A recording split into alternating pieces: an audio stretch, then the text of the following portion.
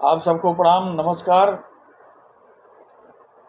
सबसे पहले मैं आप सबको यह बता दूं कि मुझे वीडियो बनाना नहीं आता और न ही वीडियो बनाने के लिए मेरे पास कोई अलग से कैमरा है। यही एक सस्ती मोबाइल है जिसका मैं प्रयोग करता हूं। जब कुछ मन में आ जाता है तो इस वीडियो के माध्यम से मैं अपने मन की बात आपसे कह देता हूं। मकसद शोहरत होना नहीं, पैसे कमाना नहीं। हाँ, स्वार्थ सिर्फ इतना है कि आप जागरूक हो जाओ, अपने स्वाभिमान के लिए लड़ो। क्योंकि मैं एक देश, एक कानून, एक नियम लागू करने के लिए लड़ाई लड़ रहा हूं, इसलिए आपको जागरूक कर रहा हूं। एक देश, एक कानून, एक नियम लागू करो आंदोलन इसलिए चलाया हूं क्योंकि मुझे लगता है कि अब जातिगत कानून की, जातिगत आरक्षण की जरूरत नहीं है। अब इस देश को सिर्फ जरूरत है एक देश, एक कानून, एक नियम की। तभी हमारे देश का विकास होगा। इसीलिए मैं आप सबको जागरूक कर रहा हूं। कुछ गलती हो जाए तो क्षमा करिएगा। फिलहाल आते हैं अपने मुद्दे पर।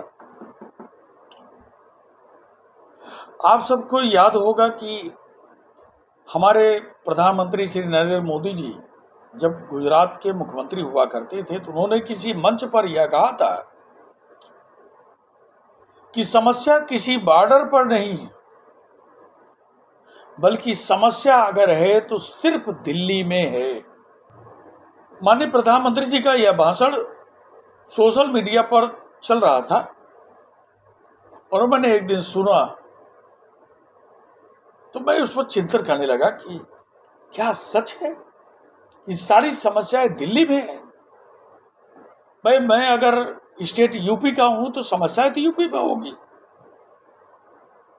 आप अगर एमपी में हैं, महाराष्ट्र में है, राजस्थान में है तो समस्याएं तो स्टेट की है। माननीय नरेंद्र मोदी जी ने ऐसा क्यों कहा? लेकिन आज मुझे लगा कि माननीय प्रधानमंत्री श्री नरेंद्र मोदी जी ने सच कहा कि समस्या दिल्ली में है। भाई देखिए, जातिगत कानून, जातिगत आरक्षण, जातिगत आयोग, ये सब कहां बने? लोकसभा में। लोकसभा के बाद कहां पास हुआ? राज्यसभा में। राज्यसभा के बाद कहां मुहर लगी? राष्ट्रपति भवन में। तो ये तीनों कार्यालय कहां पर है? दिल्ली में है। और इन तीनों में बैठने वाले और ये कानून बनाने वालों की संख्या कितनी है? लगभग 855। इससे ज्यादा नहीं होंगे। भूले भटके एक दो लोग इधर उधर, बस यही 800, 900 लोगों ने मिलकर के पूरे देश का विकास रोक दिया। खुद का विकास इन लोगों ने किया, अपने परिवार का विकास किया, अपने रिश्तेदारों का विकास किया, लेकिन इस देश का विकास को रोक दिया। लोकसभा, राज्यसभा और राष्ट्रपति भवन, ये तीनों मिलकर हम 140 करोड़ लोगों को आपस में लड़ा रहे हैं और खुद का विकास कर रहे हैं। एक आदमी को ये लोग प्रधानमंत्री बना देते हैं, एक आदमी को ये लोग रक्षा मंत्री बना देंगे, एक आदमी को ये लोग केंद्रीय गृह मंत्री बना देंगे। उसके बाद अपने किसी व्यक्ति को राष्ट्रपति का पद पर चुनाव कर लेते हैं। अब ये जितने जन विरोधी कानून बनाएंगे, जितने तानाशाही कानून बनाएंगे, अब इनको रोकने वाला कोई नहीं है, चूंकि लोकसभा से पास होगा, राज्यसभा में जाएगा, राज्यसभा पास करके राष्ट्रपति को भेज दिया, राष्ट्रपति ने खट से उठाया, मोहर मारा और दस्तखत कर भेज दिया, कहा सवेरे से कानून लागू। वहां आप चिल्लाएं, धरना दो, प्रदर्शन करो, कोई फायदा नहीं है।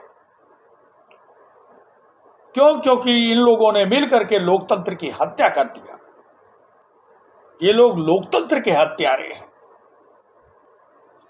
आज पाकिस्तान से अन्य देशों के जो आतंकी हैं हमारे भारत में घुस आते हैं, तो भारत में बॉर्डर की सुरक्षा की जिम्मेदारी किसकी है?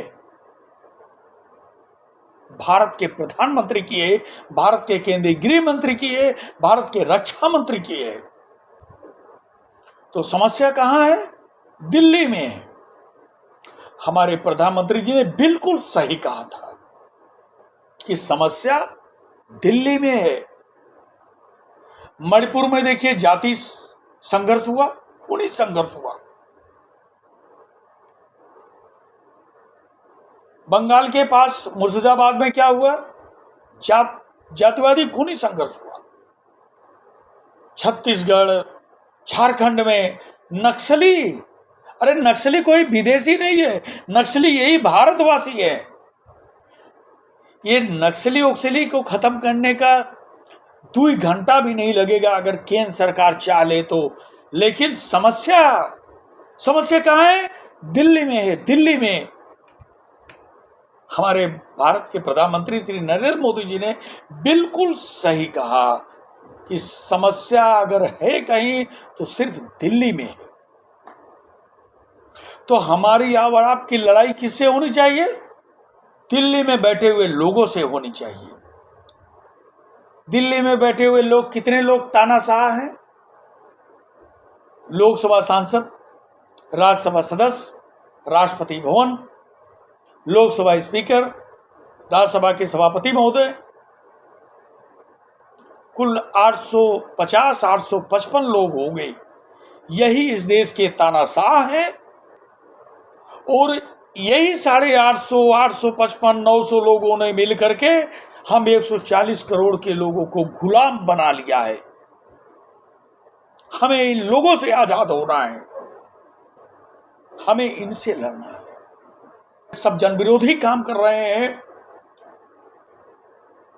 और जितने आरक्षण विरोधी, जातिगत आरक्षण विरोधी, जातिगत आयोग कानून विरोधी भाई इस वीडियो को देख रहे होंगे, मैं उन सब से निवेदन करूंगा कि हमारी बातों पर विचार कीजिए, पहल कीजिए।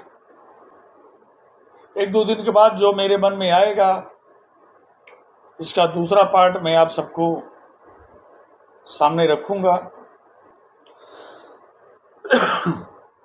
तो मैं आप सबसे अनुरोध करूंगा कि हमारी इस बातों पर पहल करिए, निवेदन को स्वीकार कीजिए और एक देश एक कानून एक नियम लागू करो आंदोलन से जुड़े। धन्यवाद। मेरा नाम है अरविंद कुमार पांडे, सोशल एक्टिविस्ट, ग्राम महोखरी, थाना पट्टी, जिला प्रतापगढ़, उत्तर प्रदेश। Mobile number 9452475001।